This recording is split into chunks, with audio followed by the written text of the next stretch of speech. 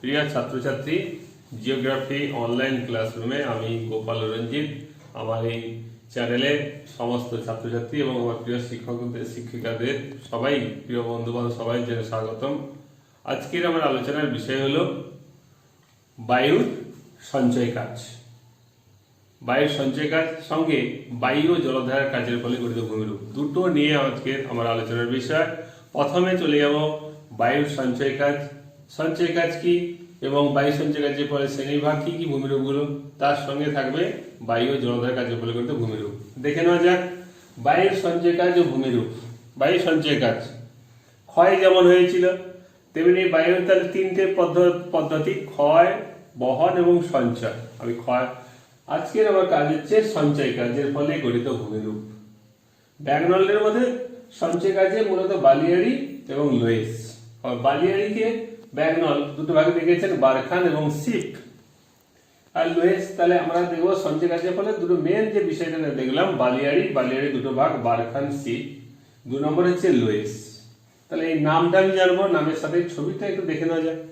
আজকে একটু ভিন্ন ধরনের পড়ি যে বালিয়াড়ির মধ্যে বারখান কেমন থাকে। এই একটা বালিয়াড়ির মধ্যে এই বারখান আমরা দেখলাম, এটা হচ্ছে বারখান। তাহলে বারখানে কি দেখা গেছে, এই একটা দুটো সিং, এটা অবতল অংশ, এটা হচ্ছে উত্তল অংশ, বায়ু কোন দিক দিয়ে প্রবাহিত হচ্ছে। তেমনি এর সঙ্গে সঙ্গে একটু দেখে নিই, এটা হচ্ছে শিব বালিয়াড়ি। এই যে বালিয়াড়িগুলো, বালিয়াড়ির মধ্যে বায়ু প্রবাহিত হচ্ছে, ঘূর্ণি প্রবল ঘূর্ণির ফলে এই যে করিডর বা গ্যাসি তৈরি হচ্ছে, করিডর বা গ্যাসি। সঙ্গে সঙ্গে দেখি একটু লোয়েস সমভূমিটা কোথায় আছে দেখা যাক। পৃথিবীর মানচিত্রে আমি দেখানোর চেষ্টা করেছি।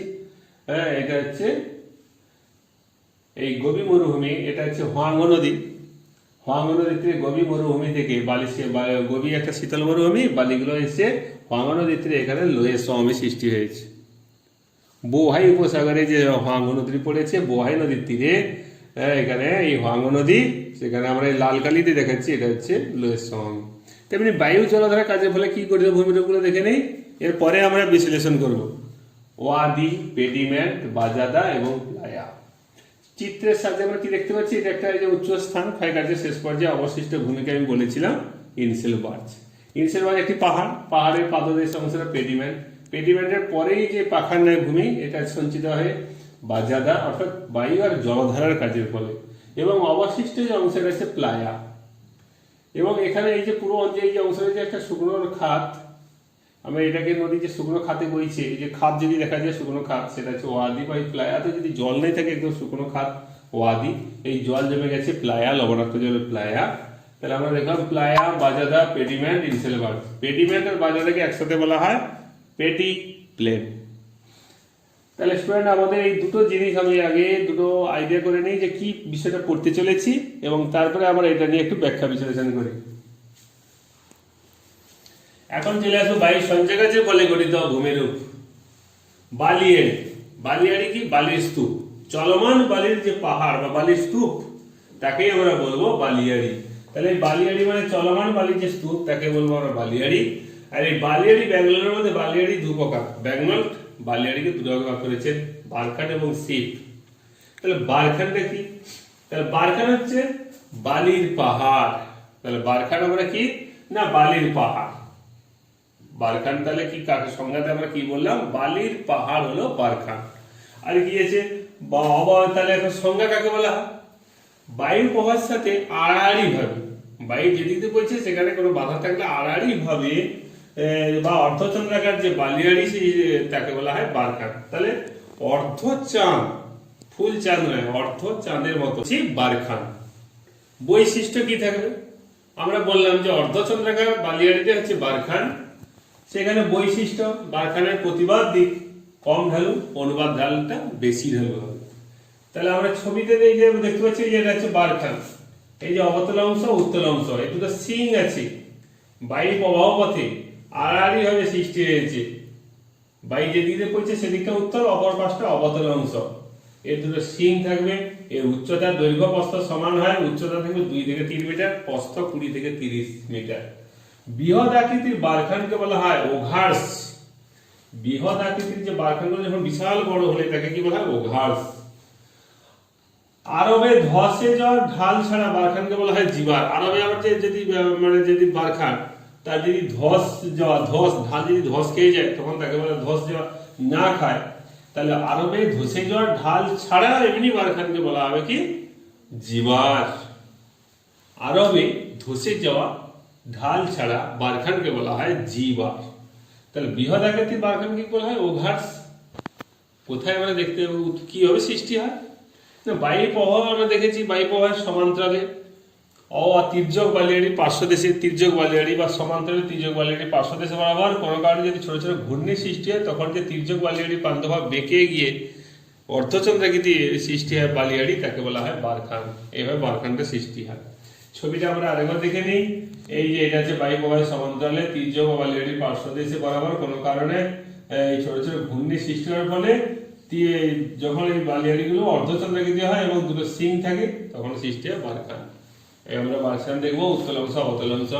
বারখানের পর শিব, শিব বালিয়াড়ি শিখ তরবারি, মা কালীর খড়গহস্ত্র তরবারি।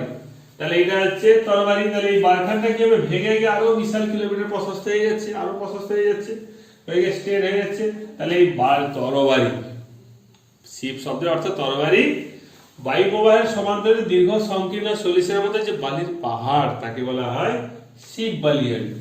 দৈর্ঘ্য কয়েক কিলোমিটার পর্যন্ত বিস্তৃত হবে, প্রস্থ 500 মিটার, উচ্চতা 100 থেকে 200 মিটার। তাহলে প্রস্থ 500 মিটার, উচ্চতা 100 থেকে 200 মিটার। কি বললাম? তাহলে শিব কথার অর্থ হচ্ছে তরবারি। প্রস্থ কত হবে? 500 মিটার হবে, উচ্চতা 100 থেকে 200 মিটার। অনেকগুলো সমান্তরাল বালিয়াড়ির মাঝের অংশকে বলা হয় করিডোর বা গাসি। করিডোরগুলো পরিবহনের জন্য রাস্তা হিসেবে ব্যবহৃত হয়, একে ক্যারাভ্যান বলা হয়। তাহলে করিডোরে যে দুটো যে শিব বালিয়াড়ির মাঝে যে বায়ু প্রবাহ ঘূর্ণির ফলে দুদিকে দুটো মাঝে অংশ কি হয়েছে রাস্তা তৈরি হয়ে গেছে, ক্যারাভ্যান পথ। এই যে দুটো বালিয়াড়ির মধ্যবর্তী অংশকে বলা হয় মানে হচ্ছে করিডোর বা গাসি। তাহলে গাসি কাকে বলে? দুটো শিব বালিয়াড়ির মাঝের অংশটা হচ্ছে করিডোর। আর এই করিডোর যখন যাতায়াতের পথ হিসেবে ব্যবহার করা হয়, মরুভূমিতে যারা ব্যবসা বাণিজ্য করে তারা উটের মাধ্যমে যায়, এগুলো রাস্তা হিসেবে ব্যবহৃত হয়, একে আমরা বলা হয় ক্যারাভ্যান। তাহলে আমরা দেখলাম তাহলে দুটোর মধ্যে পার্থক্য আমরা করতে পারবো। বারখানা শিব দুটো পাশাপাশি রেখেছি এই কারণে দেখতে সুবিধা। তাহলে ব্যাকগ্রাউন্ডের ছবিতে কি বুঝতে পারছি? এখানে একটা অর্ধচন্দ্রাকৃতি বালিয়াড়ি, আর এগুলো হচ্ছে সোজা। বারখানগুলো ভেঙেই এই ধরনের সোজা হয়ে গেছে, বায়ুর গতিবেগ বেশি হলে এই সোজা তরবারির মতো হয়ে গেছে। এটা হচ্ছে শিব বালিয়াড়ি। শিব বালিয়াড়ি উচ্চতা 100 থেকে 200 মিটার, প্রস্থ 500 মিটার, দৈর্ঘ্য কয়েক কিলোমিটার থেকে কয়েক শত কিলোমিটার পর্যন্ত হতে পারে। এই করিডোরগুলো অনেকগুলো সমান্তরাল বালির মাঝে অংশগুলো হয় করিডোর বা গাসি। করিডোরগুলো পরিবহনের জন্য রাস্তা হিসেবে ব্যবহার করা হয়, একে বলা হয় ক্যারাভ্যান। এবার চলে আসি লোয়েস। বায়ুর সঞ্চয় কাজে বলে গঠিত ভূমি হচ্ছে লোয়েস। আমি আগের ছবির নাম বলে দিয়েছি লোয়েস। এইটা হচ্ছে বোহাই উপসাগর। এই বোহাই উপসাগর থেকে যে এই হোয়াংহো নদীর উৎপত্তি ঘটেছে, সেখানে গোবি মরুভূমি থেকে উড়ে আসা বালিগুলো হোয়াংহো নদীর তীরে জমা হয়েছে, একে বলা হয় লোয়েস সমভূমি। এগুলো কোয়ার্টজ সমৃদ্ধ।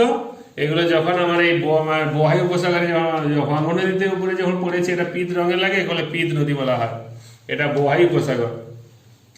অর্থ কি? লোয়েস শব্দের অর্থ হচ্ছে স্থানচ্যুত বস্তু। ভন রিক্টোফেন প্রথমেই লোয়েসের নামকরণ করেন, তিনি নামটা দেন। হলুদ বর্ণের শিথিল সূক্ষ্ম পলল কণাকে বলা হয় লোয়েস।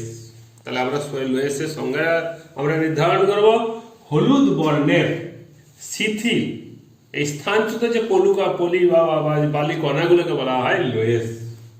জার্মানি ফ্রান্সে এই হচ্ছে লোয়েসকে বলা হয়, বেলজিয়ামে একে বলে লিমন।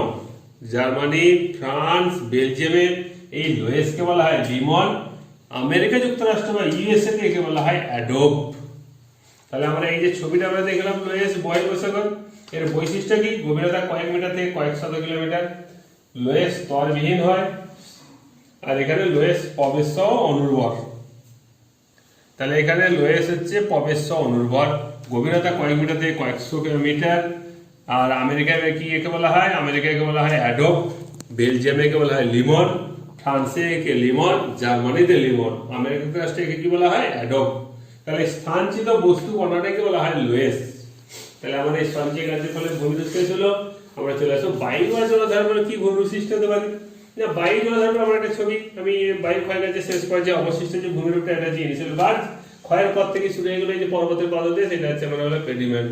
এই বাজাদা এবং ওয়াদি যে ছবিটা দেখতে পাচ্ছি, এই ছবি এটা দিয়ে আমরা ওয়াদি তাহলে কাকে বলা হয়? আমরা ওয়াদি হচ্ছে এই যে শুষ্ক অংশ যদি জল না থাকে তখন এটা ওয়াদি, আর এটা যে প্লায়া হওয়ার সৃষ্টি হয়ে গেছে, তাহলে এই ওয়াদি একটি আরবি শব্দ যার অর্থ হলো শুষ্ক উপত্যকা। সারা বছর জল থাকে না, মরুভূমিতে হঠাৎ জল হলে সামান্য নদী সৃষ্টি হলে তারপরে সারা বছর জল থাকে না, এরকম নদী উপত্যকাটাই হচ্ছে ওয়াদি। তাহলে মরুভূমির ক্ষণস্থায়ী শুষ্ক নদী খাতকে বলা হয় ওয়াদি। মরুভূমির ক্ষণস্থায়ী শুষ্ক নদী খাতকে বলে ওয়াদি। সৃষ্টি প্রবল বৃষ্টির ফলে মরু অঞ্চলে জলধারা সৃষ্টির মধ্য দিয়ে নদী খাতের উৎপত্তি হয়।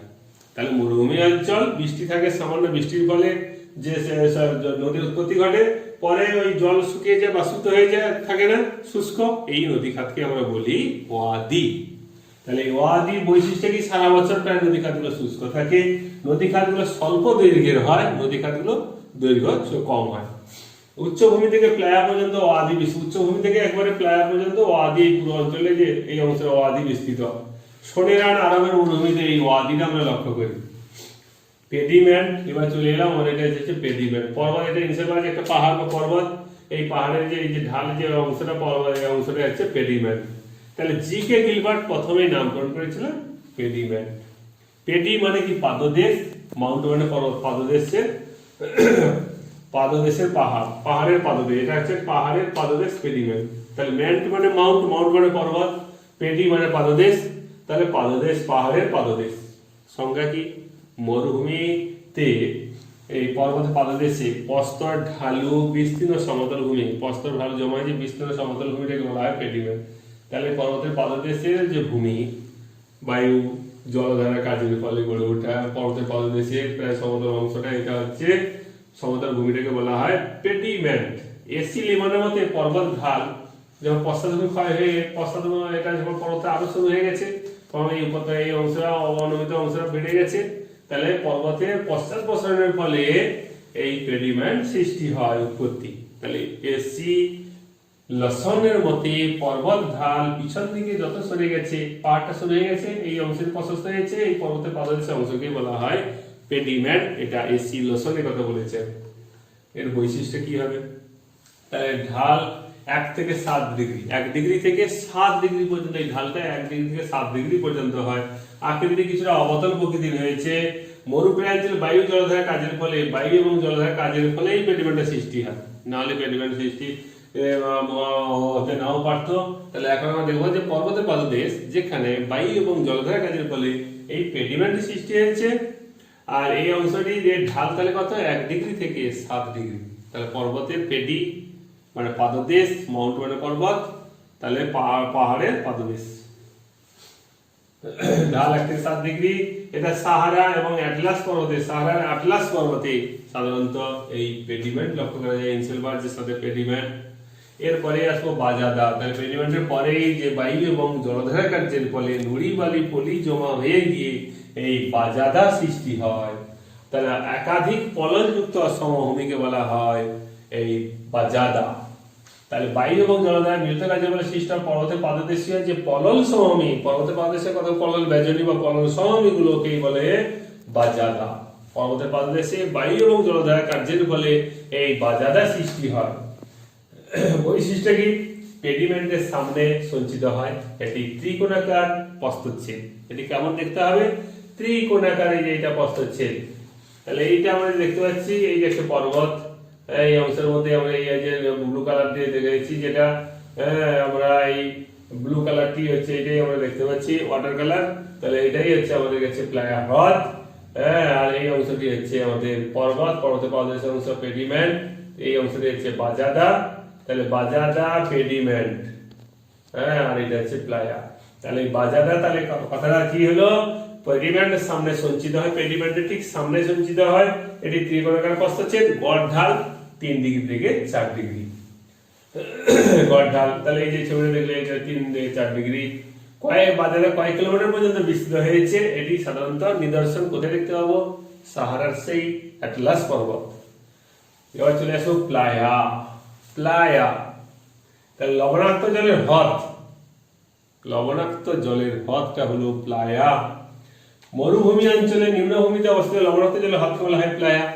হঠাৎ প্রবল বৃষ্টির ফলে মরু অঞ্চলে একাধিক জলাধার, হঠাৎ মরুভূমি অঞ্চলে বৃষ্টি হচ্ছে, মরুভূমিতে সারা বছর বৃষ্টি হয় না, কোনো কারণে হঠাৎ কোনো সময় হঠাৎ বৃষ্টি হয়ে গেল, তাহলে ওই নদী খাত সৃষ্টি হয়, সেই খাতের মধ্যে জল জমা হয় নিচু স্থানে, হয়ে হ্রদ ভরে যায়। ওই হ্রদকে কেন্দ্র করে কিছু জনবসতি গড়ে ওঠে মরুদ্যানের মতো, মরুভূমির মরুদ্যান। তাহলে হঠাৎ প্রবল বৃষ্টির ফলে মরু অঞ্চলে সৃষ্টি একাধিক জলধারা কোনো পর্বত বেষ্টিত অবনমিত ভূমিতে সঞ্চিত হয়ে প্লায়া হ্রদের সৃষ্টি হয়। পৃথিবীর বৃহত্তম প্লায়া হলো লা প্লায়া। তাহলে এই প্লায়া অস্ট্রেলিয়াকে বলা হয় প্যান, আরবে বলা হয় সবখা, আফ্রিকায় শর্টস, মেক্সিকোতে বলা হয় বোলসন, আমেরিকা রাষ্ট্রে বলা হয় লা প্লায়া। পৃথিবীর বৃহত্তম প্লায়া হচ্ছে লা প্লায়া। তাহলে পৃথিবীর বৃহত্তম প্লায়াটার নাম কি? লা প্লায়া। লা প্লায়া।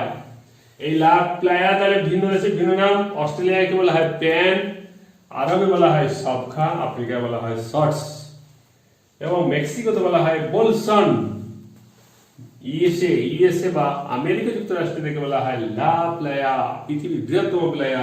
বৈশিষ্ট্য কি? প্লায়া মরু অঞ্চলে ক্ষয়কার্যের একেবারে শেষ সীমা। প্লায়াটা তাহলে কি? মরু অঞ্চলে ক্ষয়কার্যের শেষ সীমা। প্লায়া অস্থায়ী প্রকৃতির, বাষ্পীভবনের ফলে জল শুকিয়ে যায়। তাহলে জিপসাম, রক্সল, অন্যান্য লবণ সঞ্চিত হয়ে প্লায়া সমভূমি গঠিত হয়। বাষ্পীভবনের ফলে এই সমস্ত জিপসাম, রক্সল, অন্যান্য লবণ সঞ্চিত হয়ে প্লায়া সমভূমি সৃষ্টি হয়। জল থাকলেই হ্রদ।